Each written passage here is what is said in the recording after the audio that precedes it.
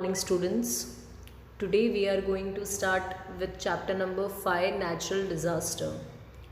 Before starting this chapter, just wanted to inform you that I am hoping that you have made your social science notebook.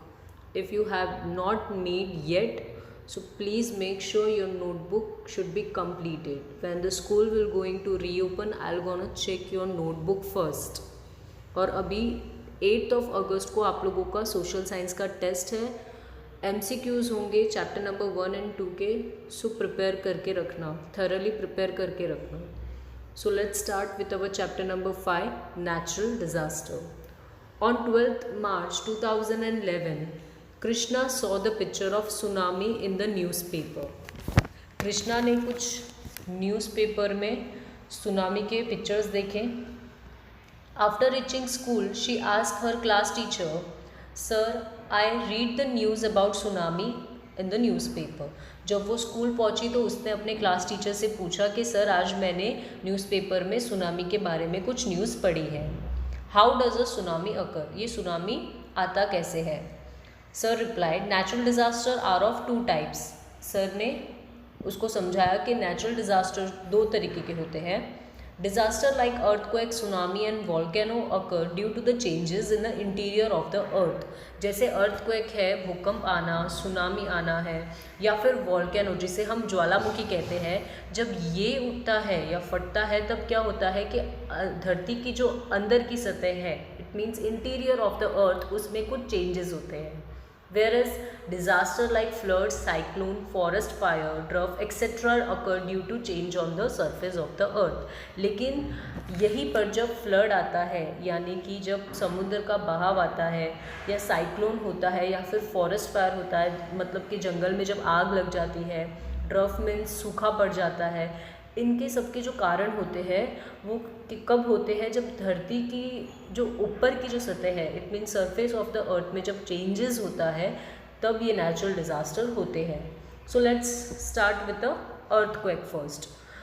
The weak upper crust of earth suddenly experience tremors either due to collisions of plates or due to the tremendous pressure in interior of the earth। जब धरती के ऊपर की सतह वो थोड़ी भी कमज़ोर हो जाती है, या अचानक उसमें कोई हलचल होती है, या तो आपस में प्लेस टकरा जाते हैं, या फिर बहुत ज़्यादा प्रेशर डेवलप हो गया है अर्थ के इंटीरियर पार्ट में, तब जाके अर्थक्वेक होता है। Now waves tremors earthquake originated from its hypocenter which is deep down below the surface of the earth।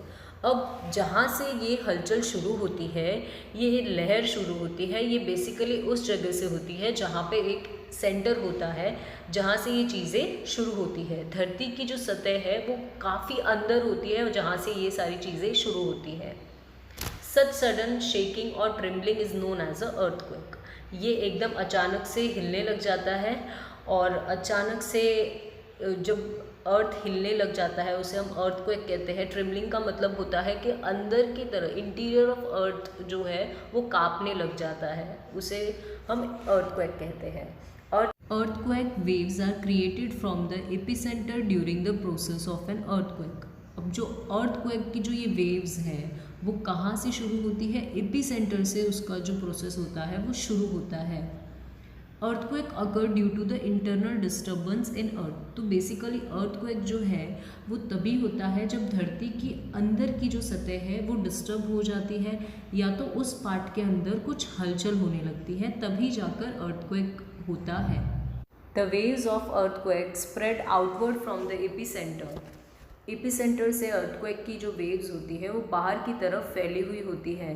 The point on the surface of the earth exactly above hypocentre focus is known as a epicentre.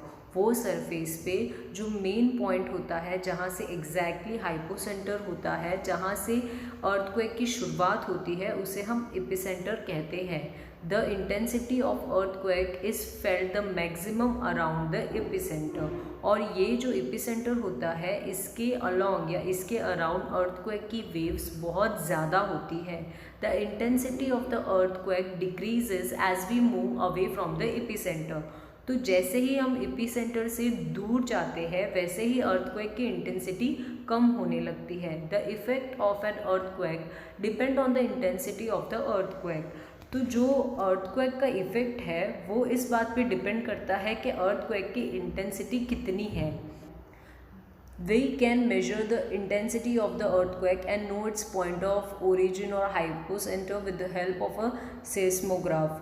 seismograph जो होता है उससे हम earthquake की intensity को find कर सकते हैं कि उसकी इंटेंसिटी कितनी है, कहाँ से वो ओरिजिनेट हुआ है, उसका हाइपोसेंटर कहाँ है। इन सब की जो मैक्सिमम जानकारी होती है वो हमको seismograph से मिल सकती है।